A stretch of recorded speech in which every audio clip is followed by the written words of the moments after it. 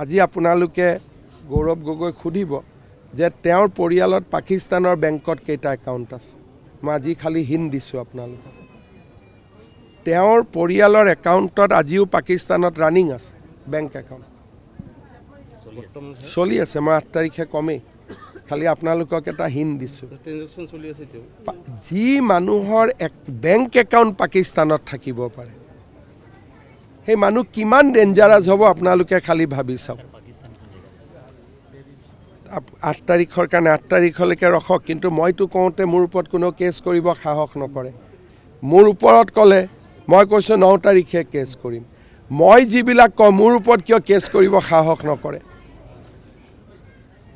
আজি যে মই 2 মাহৰ পৰা কৈ আছোঁ মোৰ ওপৰততো কোনেও কেছ কৰা নাই।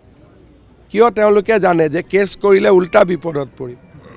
আজি মই কৈছোঁ যে পৰিয়ালৰ পাকিস্তানতো বেংক একাউণ্ট আছে, খালি হিণ্টটো দিছোঁ। 8 তাৰিখে বাকীখিনি ক'ম। আজি আপোনালোকে গৌৰৱ গগৈক সুধিব যে তেওঁৰ পৰিয়ালত পাকিস্তানৰ বেংকত কেইটা একাউণ্ট আছে। মই আজি খালি হিণ্ট দিছোঁ আপোনালোকক।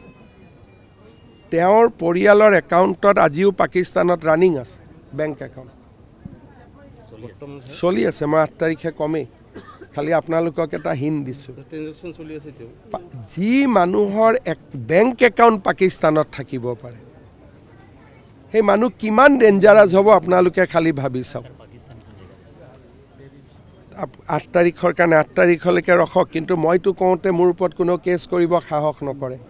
মোৰ ওপৰত ক'লে মই কৈছোঁ 9 তাৰিখে কেছ কৰিম। মই যিবিলাক কওঁ মোৰ ওপৰত কিয় কেছ কৰিব সাহস নকৰে।